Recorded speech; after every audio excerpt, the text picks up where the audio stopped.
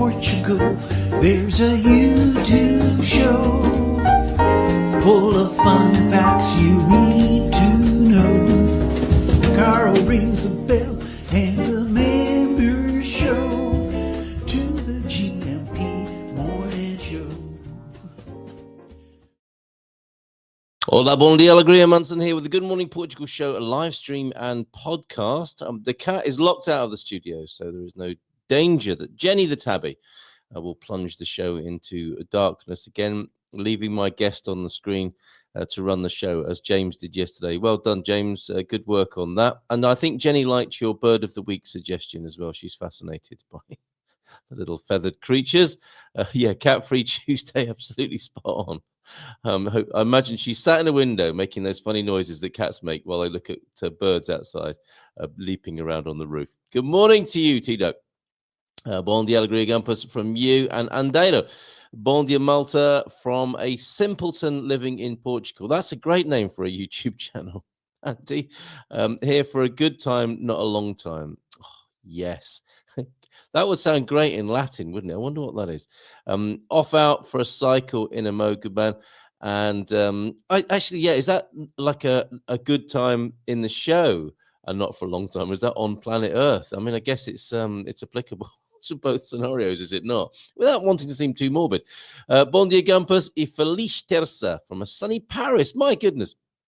About to catch the Le TGV to Hendaye and then onwards to San Sebastian. We'll try to send photos, etc. Have a great day. That's lovely. Thank you for thinking of us, Coach Turner.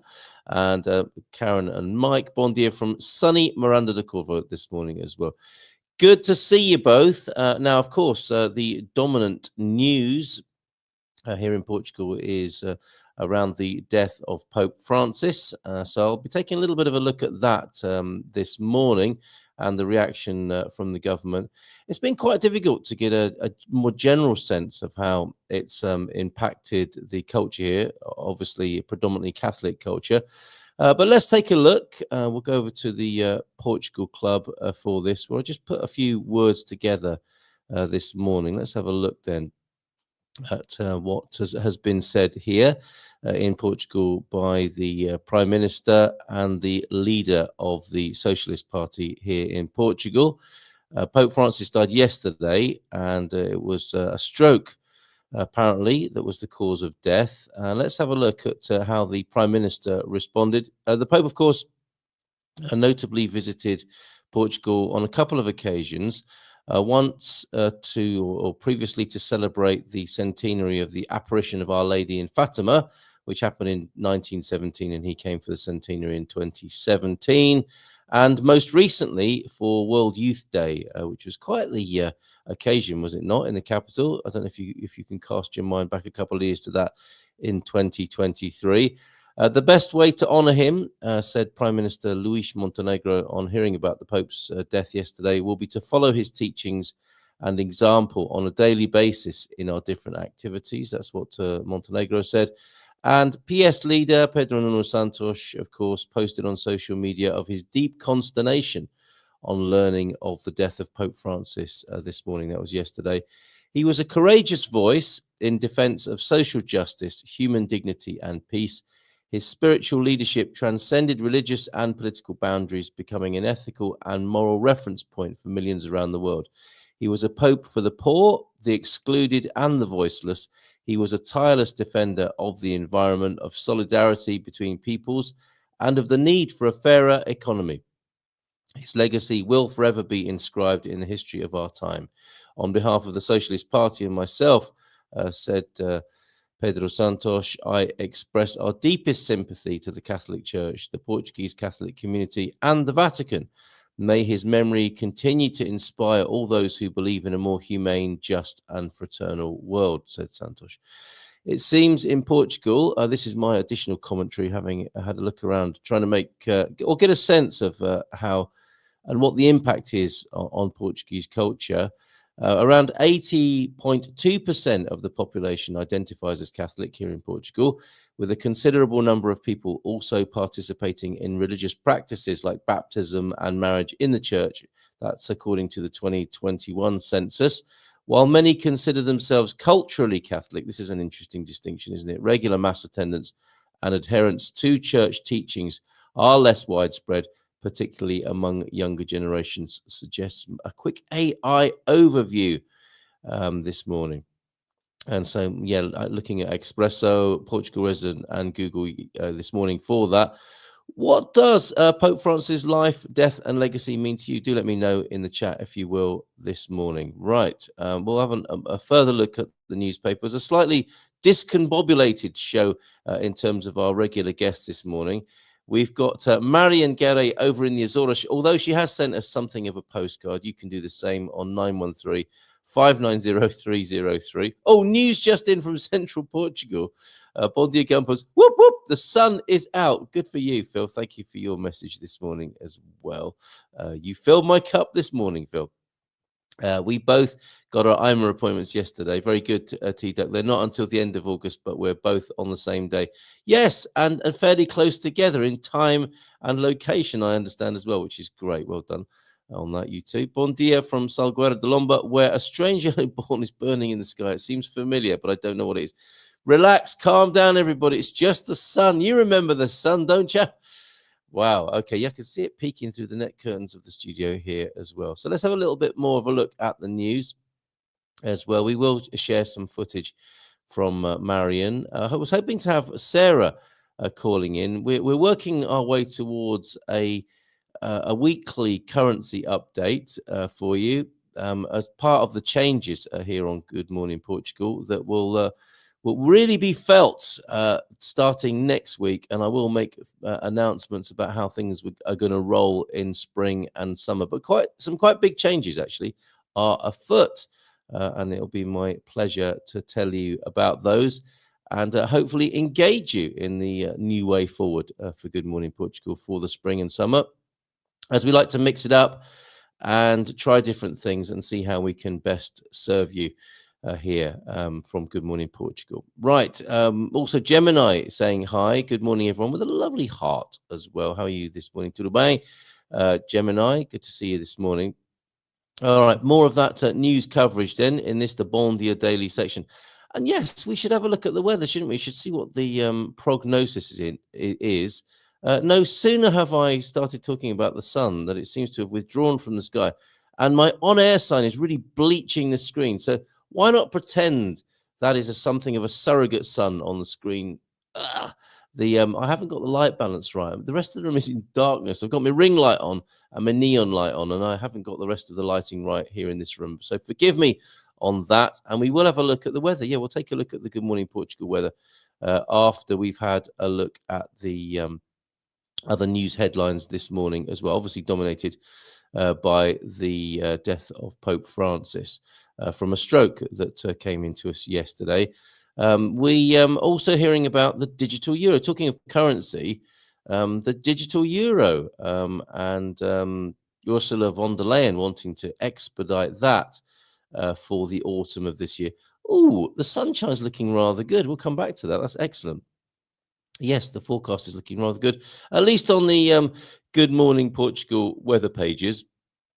And actually, just thinking about it, I can't remember where the source material or the science comes from behind the forecast. Weather forecasting is so unreliable, it would appear, wouldn't it, in our times? We have the most amazing technology and ways of receiving the technology, but the actual content itself about the weather seems so unreliable. Is that to do with the microclimates of Portugal?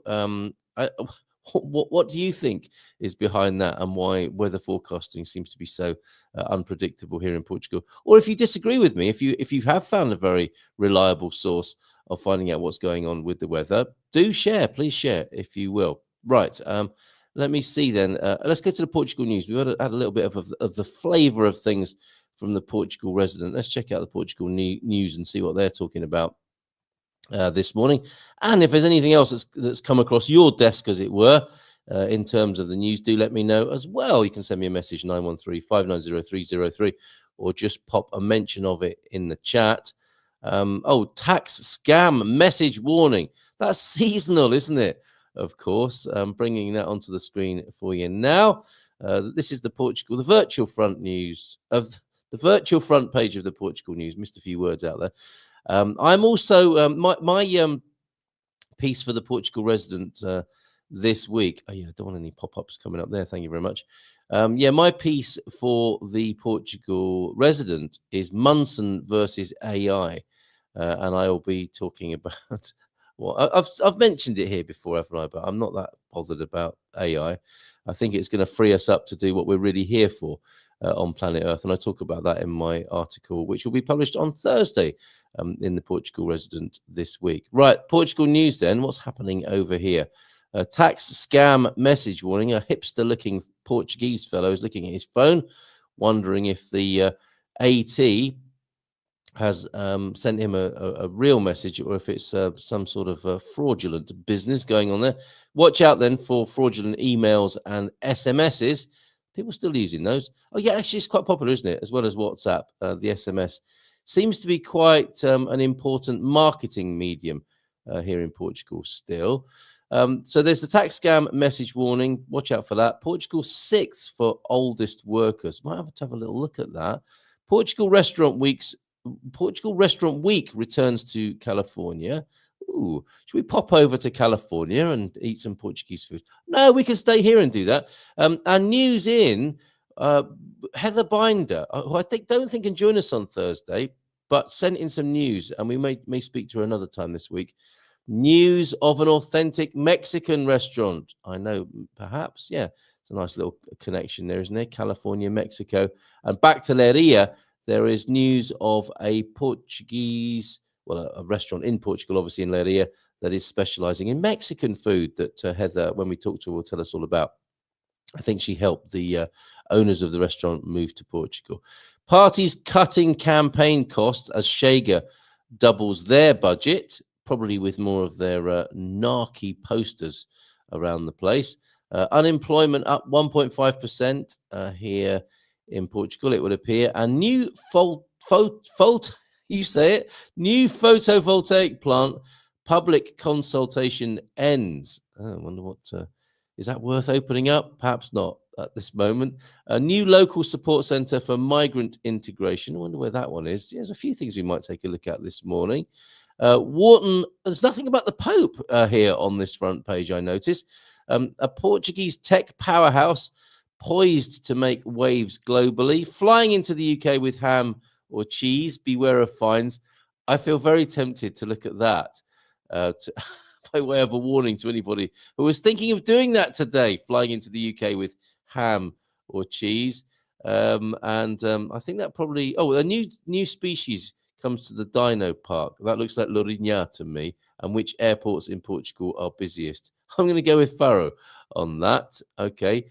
Portuguese companies sacrificing profits. Let's see. Let's see what's going on with this cheese and ham story then.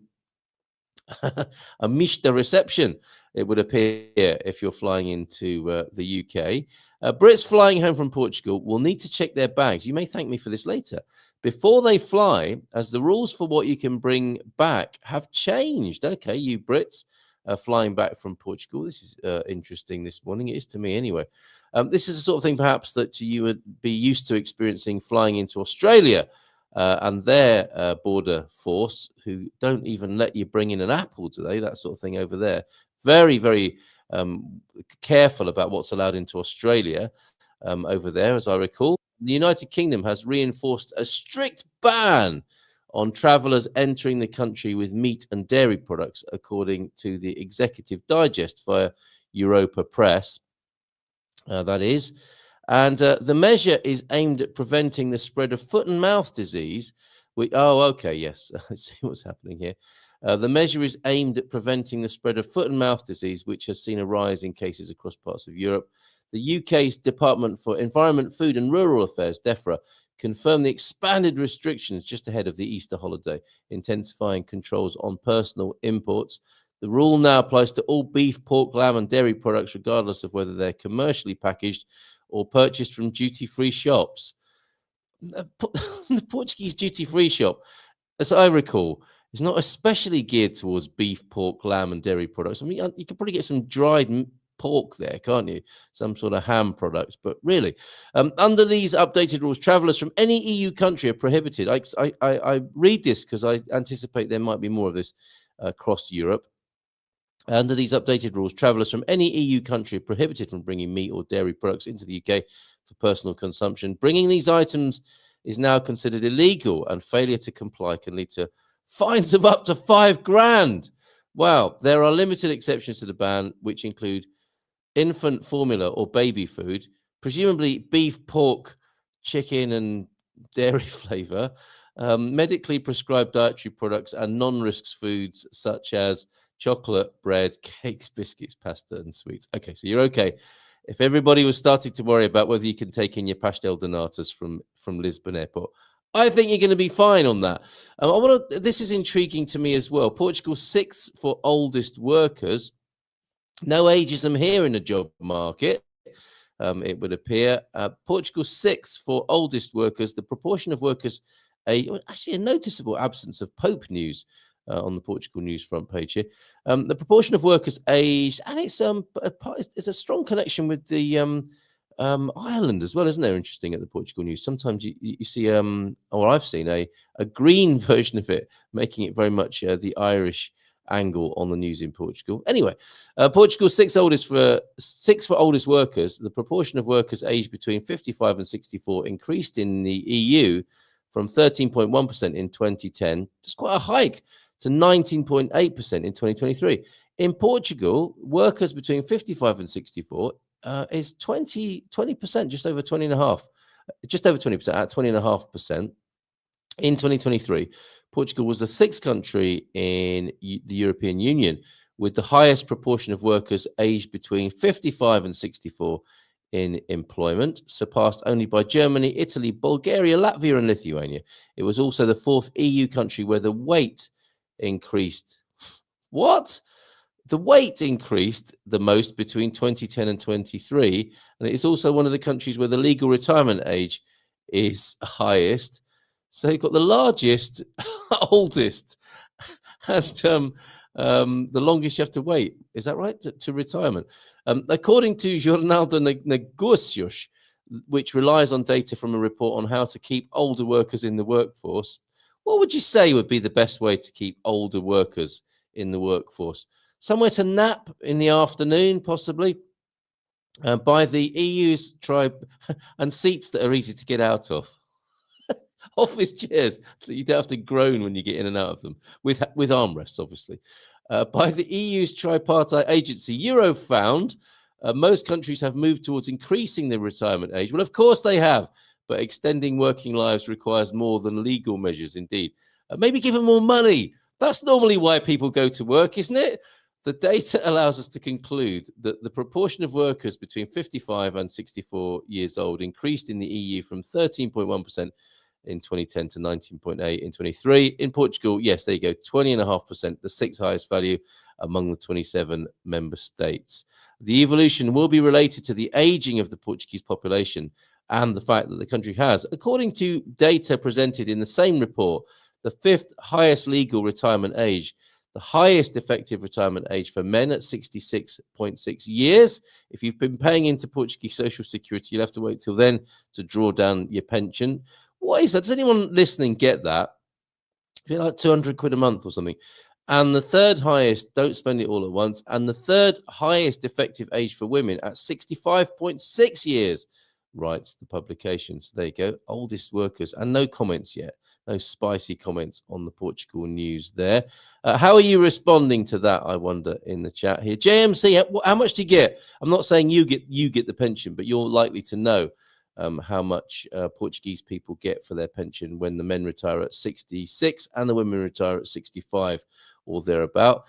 Mel's joining us and talking about living simply here in Portugal. And her approach to that, saying here that retirement age in Australia is 67.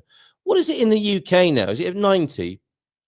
Or are they just putting it up to 95 later on this year, possibly, to make the funds go a little bit further, keep people paying in and holding off the moment until they have to be paid out? I found out a very interesting fact today. Let's have a look. Before predating that in the chat, in the archaeological record of the chat this morning, the weather is predictably unpredictable due to climate change. Just don't live next to the sea or a river. Dark skies used to be excellent until Apple bought it out. Oh, I see. The Apple do have a habit, don't they, of destroying some apps and technology, as well as making some good technology. They do have a habit of creating some howlers as well. It was Dark Skies. That's not a very nice name for a weather app, is it? However, you say don't live next to a river or the sea.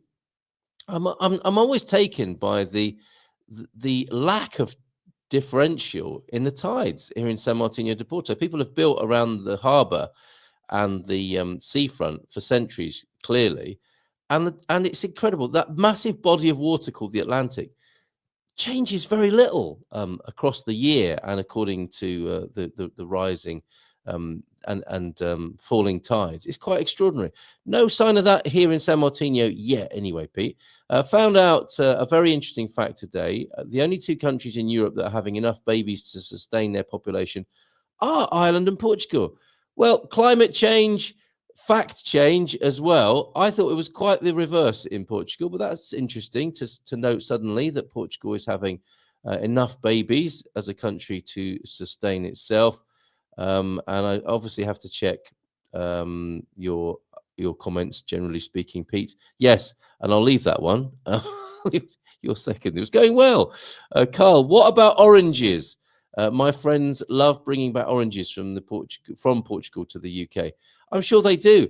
I don't know about that. I'm guessing that there is no fruit tree disease that we need to be concerned about yet. This is due to foot and mouth, I believe. So I imagine, and I don't know, please don't quote me on this or use me as a reliable guide on such matters.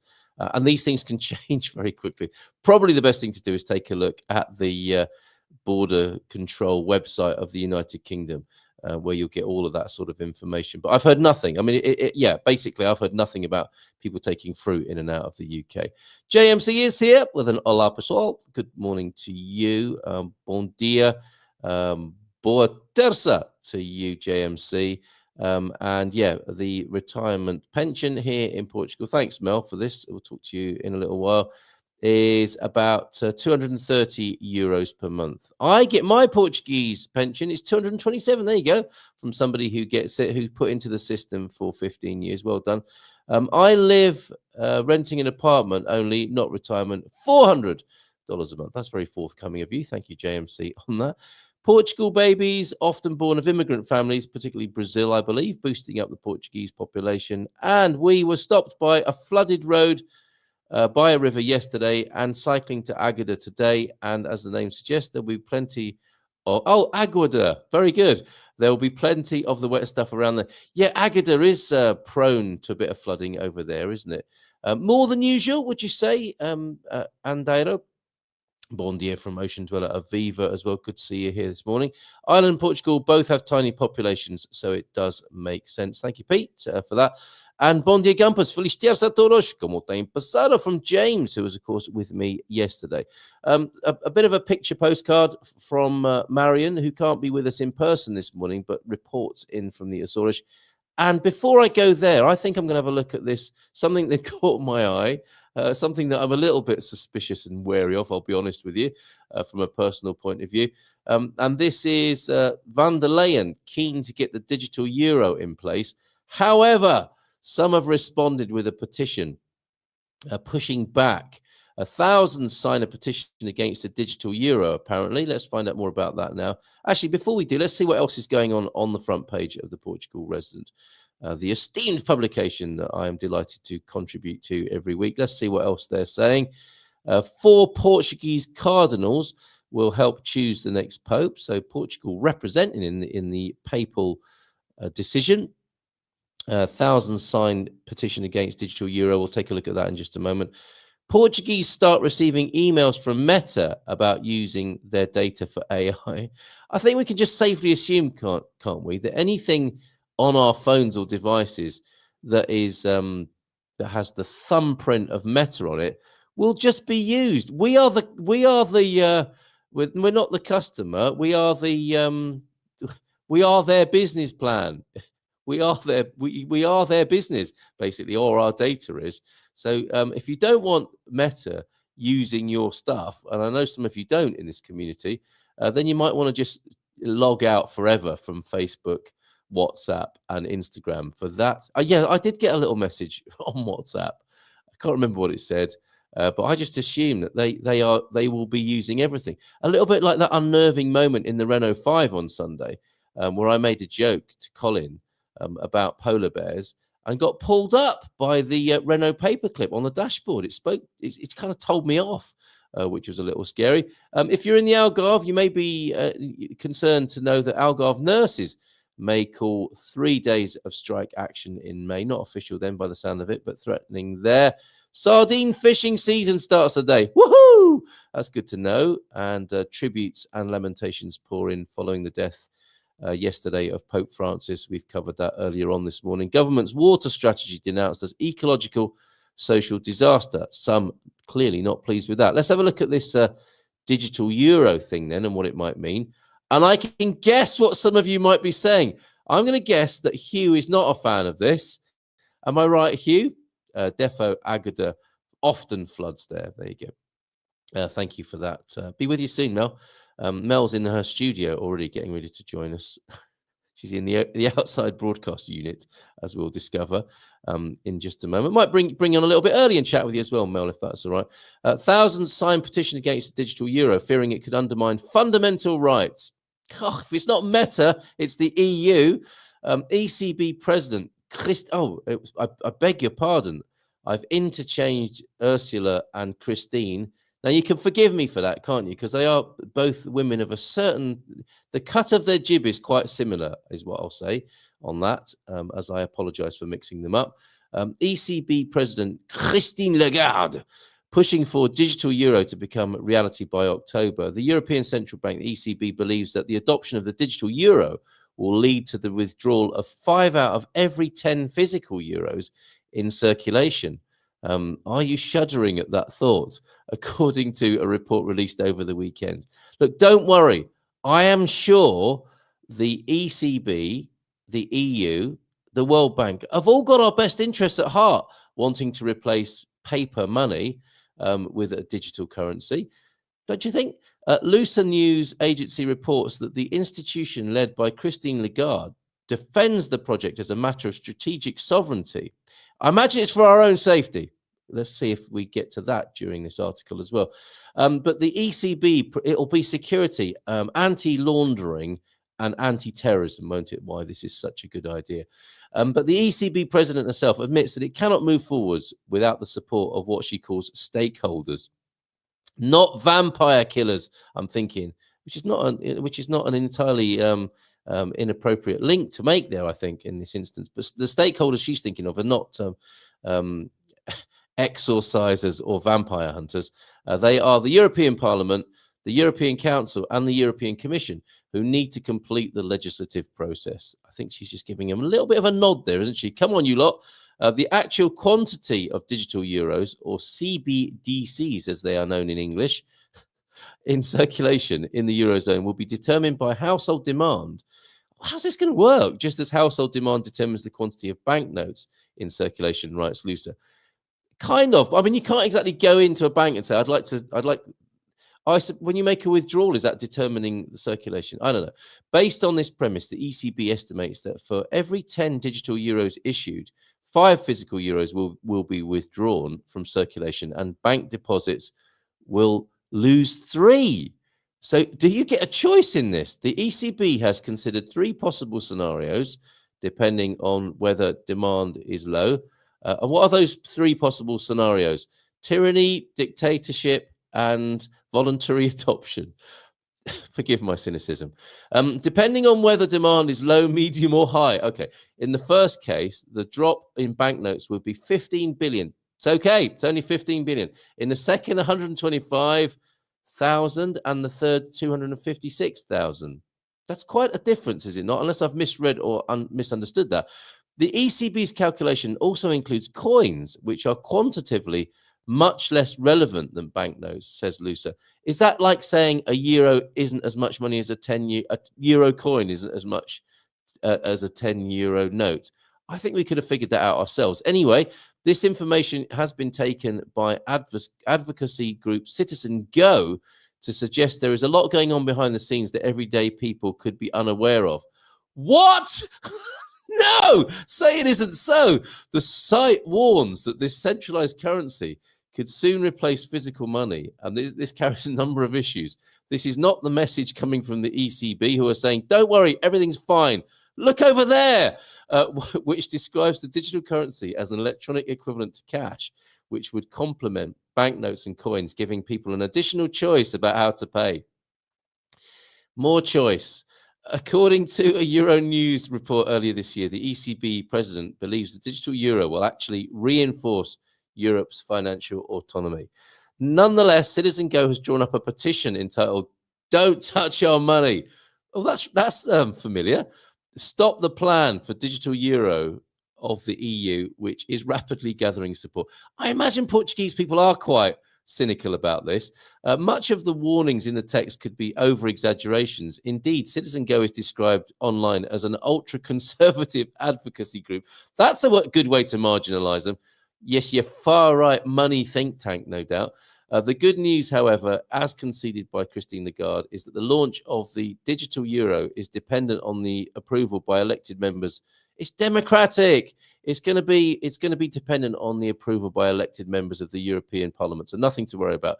And thus, the petition gathering signatures calling on Euro MPs to protect people's financial liberty and privacy could very possibly ensure extra scrutiny of the plan before it is given the green light. Wow, what do you make of that? Thank you, Natasha Don, for your reporting on that there. Digital control in two words.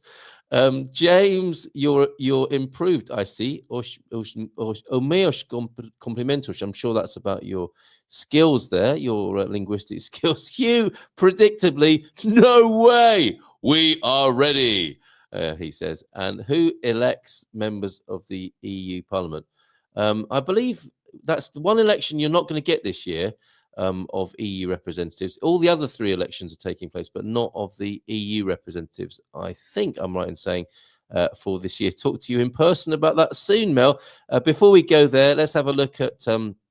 They're described as media assets in my technology here. Let's have a look at Marion's digital assets coming in from the Azores this morning, which I thought I'd downloaded earlier on, quite frankly, but I'm struggling to find them now. Let me see if I go to another part. There we go. Some beautiful pictures. She's having a fun time. I don't know if it's a mixture of work and pleasure, if she's actually leading a workshop out there. If she is leading a workshop out there, it's the most beautiful environment. I think she's just having fun, quite frankly. A couple of stills for you first then. And look at this. This is absolutely beautiful, isn't it? From her kayak, I suspect there. That looks like a lot of fun. And I'm reminded I want to have at some point on my bucket list a kayak around the bay here in San Martino de Porto. Who's up for that? And who's got a spare kayak? More to the point. There you go. There's her Walksperia bag. So I think she might be hosting a workshop over there as well. Walksperia.com, of course, her workshop company for boosting your well-being, your health and well-being there with Marion. And here's a little bit of video then. This is her having cavorting, I think, in the sort of. Und dann mit dem Seil rein, das Einwurfstück.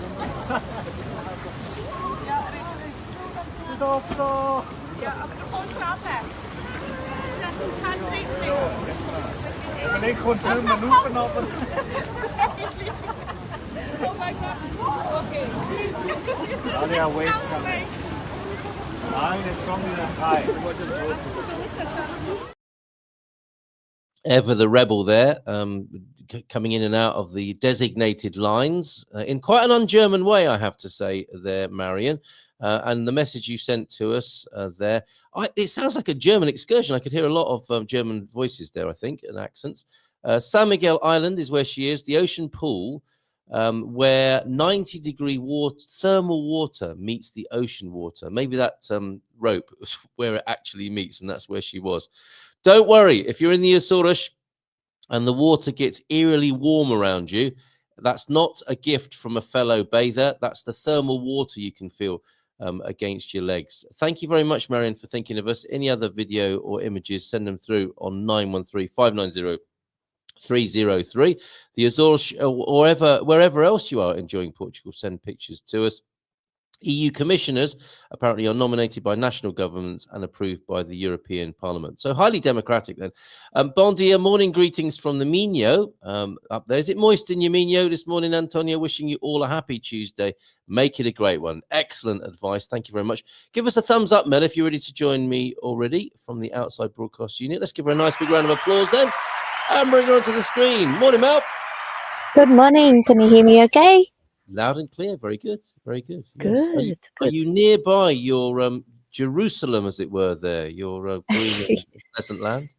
Yes, I have to keep disappearing from my house because my dogs would bark you out of existence. Okay. So, yeah, but I'm near the land, but I still can't get down there. The road's blocked with water at the moment. So, Oh, is it? Talking of hopefully in a flooding. day or two. Yeah. Right. And that's from the downpour. You're not near a river, are you? No, I'm not near a river, and it'll be fine probably by this afternoon or tomorrow. But and if I had a tractor, I'd get through, but not with a car. But before I forget, I have a stand-up paddleboard, and there is a big São Domingos barrage nearby. Yep. So happy to host a stand-up paddleboard session, and there is a kayaking club there as well. Kayaking canoeing club. Nearby. Where is this exactly then? In it's a huge dam, and it's a beautiful dam. It's called São Domingos, and it's kind of between Obidos and Peniche. When you go on the IP6, you actually cross it at about 3 or 4 different points. I've seen it. Yeah, fantastic. Very okay. Yeah, very good. Because it's all about the coast here, isn't it? On the Silver Coast, but of course there are other inland water features to enjoy as well. Well, and it's only 5 kilometers from the beach. Like, it's not inland. It's really close. Yeah. Excellent. All right. Well, thank you for that invitation. That's excellent. You mentioned a tractor. Will you be getting one eventually in your sort of dream development there in the countryside? Do you envision yourself driving around on a tractor, lady of the manor? I would love to, actually. But no, probably not, because of the cost, and then you've got to also have somewhere to garage it, which I don't have either on my land or at my house. So maybe one day when I'm rich and famous or something, then I can afford these things, but it would be lovely. But I have great neighbours who have tractors, and the footage I think I sent you a while ago was the neighbour digging up my land for me. And I've been dragged out of the mud on a couple of occasions by another neighbour with a tractor. Brilliant. Well, you do have wonderful neighbours, don't you? And you speak of them in the chat here about how welcome you've been made in your neighbourhood. It's lovely to hear that, and your language skills are developing as a result as well, by the sound of it. Yeah, absolutely. I mean, it makes such a difference. I've done a lot of study online. But you just can't, I walk outside and talk to someone and look like a deer in headlights because I couldn't understand anything they said. And I still can't. Like, I still only pick up certain points. And just a tip, what I've learned is, apart from saying "si" and "pois" a lot. I've also learned just to reflect back a couple of words. If you get through this whole conversation and you hear something about 5 anos or something, then I go, "Oh, 5 anos." I had no idea what they were talking about, 5 anos, but that's my way of keeping the conversation rolling and trying to I'm just hoping you haven't made a terrible faux pas. Yeah.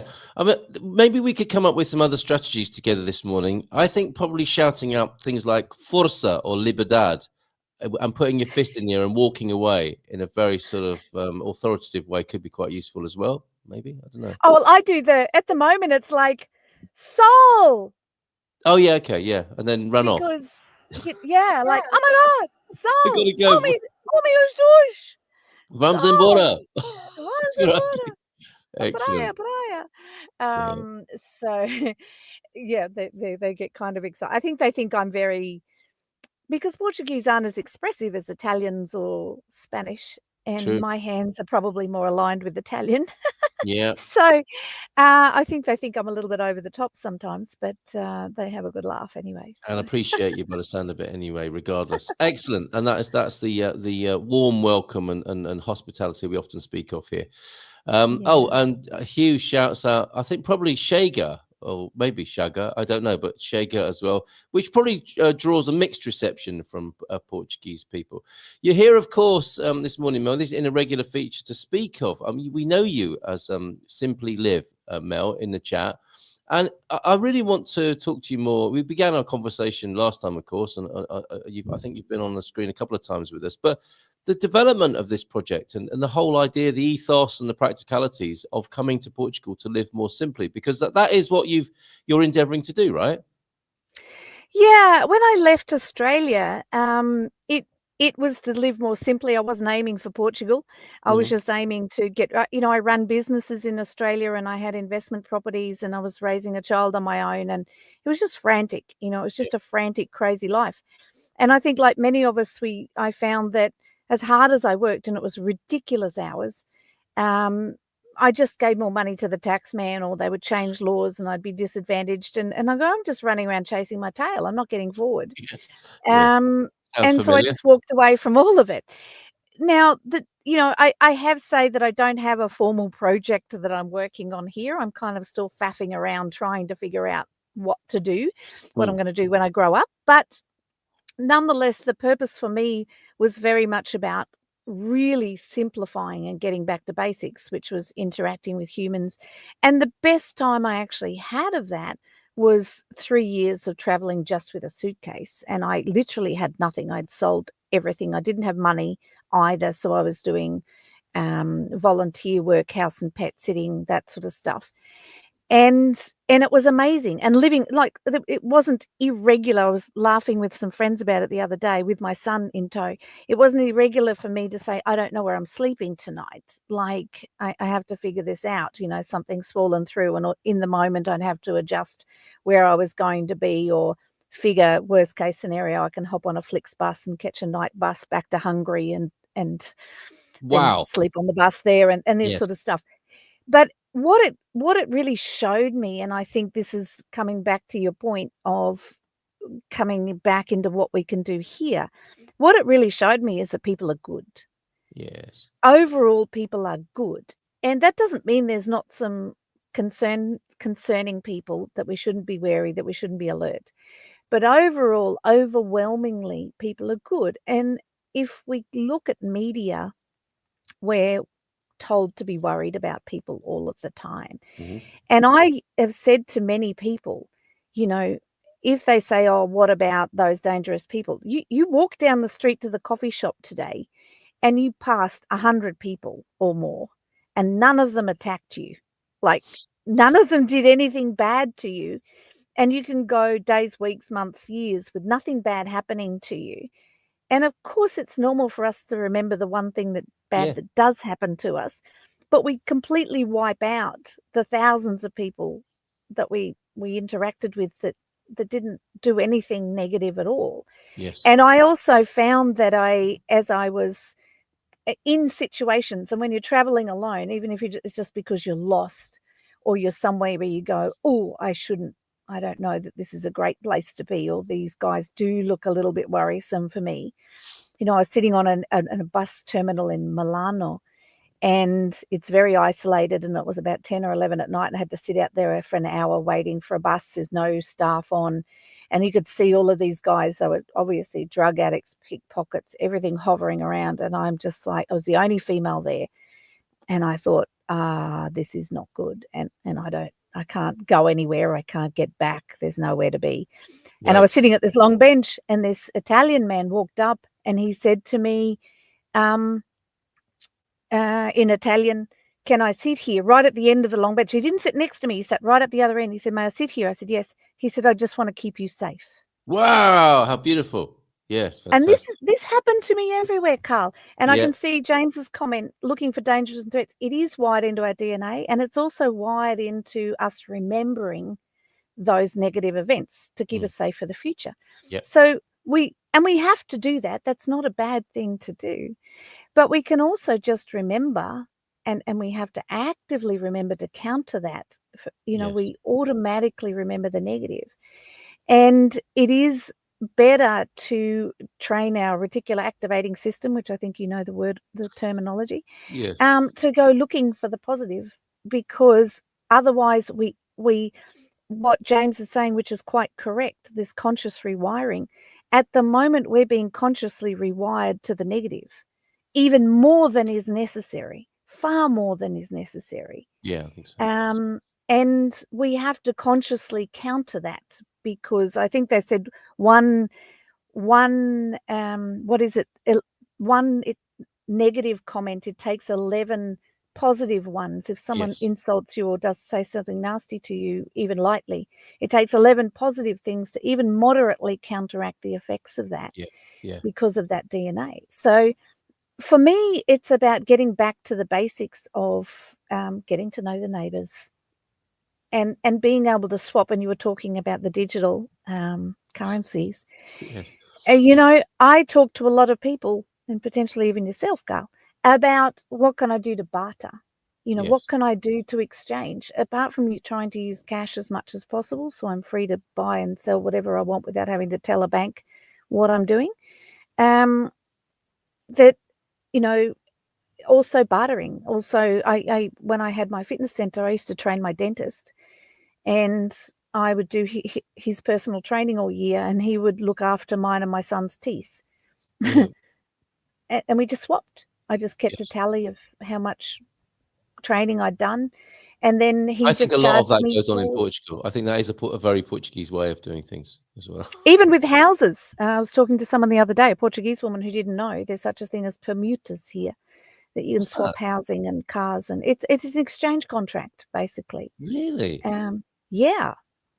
Oh, Yeah. okay. I've never We heard of can that. we can That's we can interesting. talk about that another time off air. But yes, Permutas. Okay. Right. permutas, yes. Right. Okay. And so you can swap a house for another house, or you can swap services for a house, etc., Yes. and cars and things like that. Now, it's complicated, and it requires a degree of trust, and it requires trust in the other people. There's all of that sort of stuff comes into it, but Yes. w- we we need to get better at that. Well, I yes. think. What's the alternative?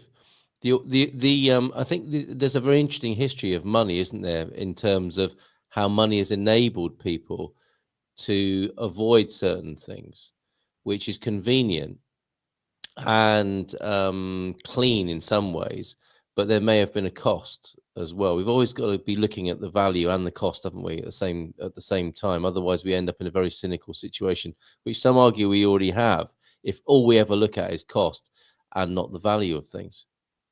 And money is important. But money, effectively, was just a promissory note. Yeah.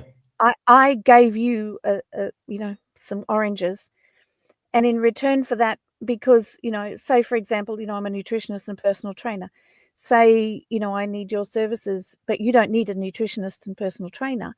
We can't exchange. Mm. So I give you a promissory note to say that you can go and use this at some other place to that value, Yes. and I will fix it up with them. So it might be the local store you go and then buy your food from, and then I go and offer, nutrition and personal training services to the owner of that store in return for you giving them the food to that value. Yes. So it shortcuts that circuit around by Absolutely. using Yeah. cash. But it's Yes. effectively just a promissory note. Yep. But the further disconnected we've become from our community, the more we have to use that, because we don't have a trust basis. And because people are fearful, and if I say to you, or the local guy gives me honey, and I just say, look, I won't give you anything right now, but you can fix it up in some other way later. I'll Mm. pay you in some other way later, or someone else will do it and I'll fix it up.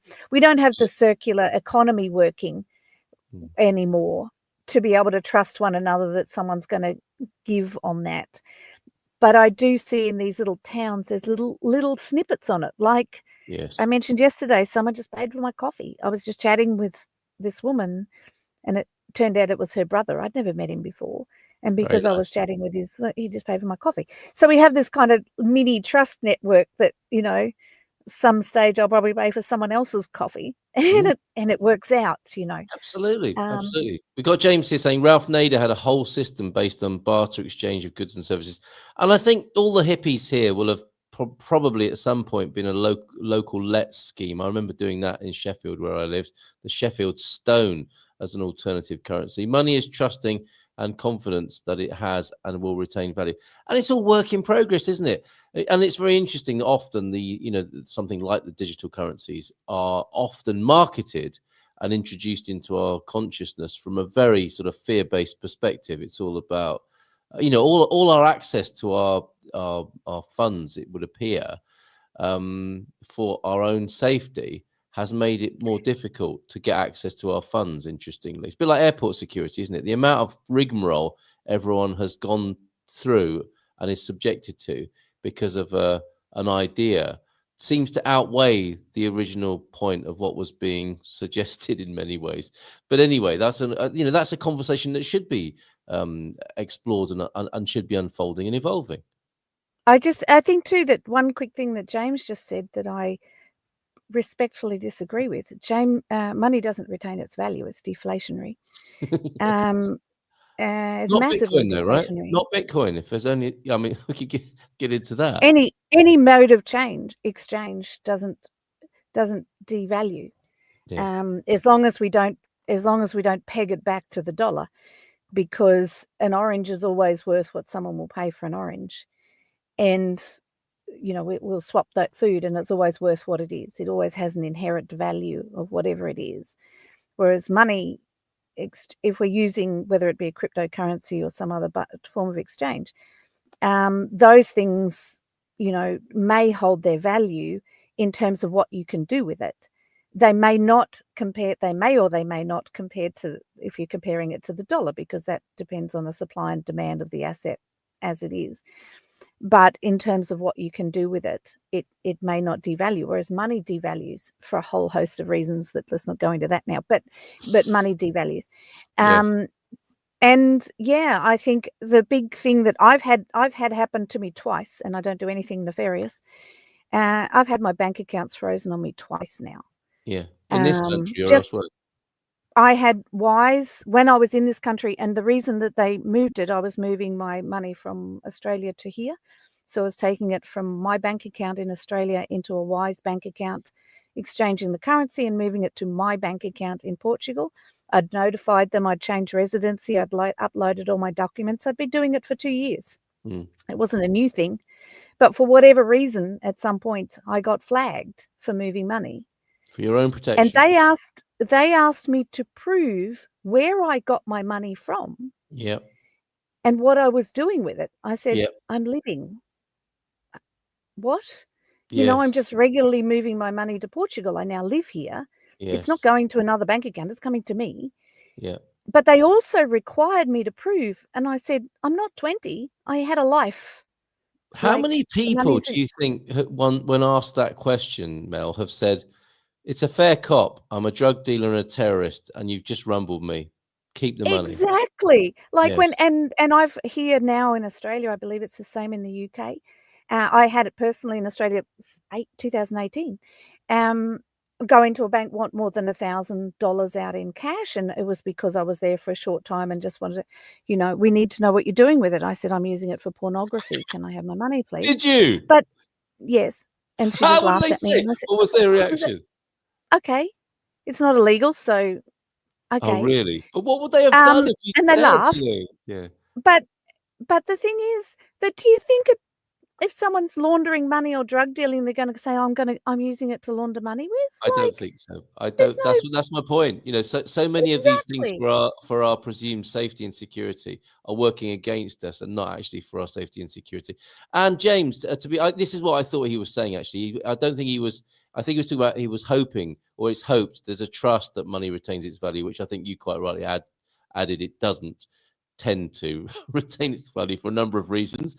I didn't say that it does retain value. I said it was dependent on our trust that it will. Yeah, we are totally aligned. Goods and services retain value. Yes. What? Yeah. Is this your money? Yes, I printed it in the basement. And that's why I think wine is the best investment. Once bottled, it only gets better. Well, you hope so, don't you? Now, some people might be thinking, living simply and us are talking sort of money politics. How are they connected? Well, they are, aren't they? Because presumably you're minimizing your exposure to that kind of madness by choosing, electing, and actually going about living a simpler life here in Portugal. Yeah, I mean, the plan for me, and it's a fuzzy plan, you know. I had a plan. I did have a plan. It kind of didn't turn out as I wanted. So I'm still reformulating my plan. But nonetheless, you know, my view is that I don't have the resources to create a great big farm, but I do hope that I have enough fruit and vegetables left over to be able to make some things that I can then swap for items. And just keeping it simple and down to basics. You know, I just don't see the value in working 60 hours, 80 hours a week to Yes. run backwards all of the time. And the reality is that we don't own anything anymore. So if I don't pay my council fees, I'll probably take my house. So even though I say I own my house, I don't own it. If I don't pay my fees on my land, they will take it. So I don't feel any. We all grew up, I think, in our era, which is not 20-year-olds, feeling that we had some safety and security if we owned our house and land. Yes. And I think many of us are recognizing that we don't have that safety and security, actually. They can say we're putting a railway through and take it as well. Yes. So therefore, why am I busting a boiler to have that? I want to make sure that I can live well and develop good human connections. And it takes a lot of the stress out, because the more stuff that we own, as I think I've mentioned before, the more we have to insure, and you know, the bigger possessions that we have, the more hassle it is. They're always breaking down, they're always needing repair, they're always needing fixing, storage, insurance, etc. So the more that we can just get back into the basics of what do we need for survival and trust. And again, it comes back to that trust issue, that we need to feel that we can access something that we need that we may not have from our local community in some way. And that is scary, especially when we don't have the right connections in the local community. But what I've found is that even when I've possessed everything I thought that I would need, it's the thing that I didn't have is the stuff Always that right, yeah. Yes. I wanted Yes. or required in the moment. And I still had to come back to, you know, how can I source this from somebody else? And when I don't have that community network around me, then I have to figure out a way to pay for it. And if I don't have the money, it's not going to happen. So for me, it's just about trying to get back into the basics of what do I need, and what good can I do in my local community, and not about doing good because I need something back, but because this is where I think our happiness comes from, our soul comes from, is offering assistance and being part of something else for other people as well, with other people, other animals, you know, looking after animals or looking after people, or being kindness and doing small kindnesses. We know how good it makes us feel. Yeah, absolutely. You know, we do. And that helps our health, and that helps us, and it's all of those things. So it really is. It's not just a new way of doing, and it's a new way of being and thinking as well. You're talking about, it's a sort of all-encompassing philosophy, ethic, isn't it? Rather than just something that we may have seen on a British sitcom years ago of somebody growing a few vegetables in their back garden. The famous Good Life scenario stereotype. Yeah, and there's nothing wrong with growing vegetables in the back garden and having the house. I've got a house too. Honestly, though, if I could find a drier, warmer way to be, that the government wouldn't come and tell me off, I would much rather be sitting in the middle of my land in a portable house than maintaining a water-soaked house. It's got infiltration issues right now. It is fascinating, isn't it? And I think a lot of people, if not doing what you're doing, they're thinking about it. You know, this is what would have been a sort of very marginal sort of interest, even an alternative and slightly weird way of life. It is becoming I was talking to the Portuguese last night about these things. You know, people who used to say, I don't have a TV or I don't watch the news, used to be weirdos. It's not radical to say that anymore, is it? Because not many people do those things anymore. And if they do, they're excuse me, they're very much more cynical about it. And, you know, their news comes from a variety of sources. And I think what you're talking about is also in the minds of people, whether they're not actively pursuing it or not. And it's very interesting. It's perhaps, you know, what part of our, you know, it could be, I could go as far as to say it's part of our evolution at the moment, because we are responding to a culture or a way of being and thinking that isn't really working terribly well, you could say, or isn't sustainable, to put it another way. And we're bound to find some alternatives and experiments to in the face of that. And I think that we're the demographic to try and help with this. Right, because okay. yes, By that you mean what, the boomers / Gen Xers?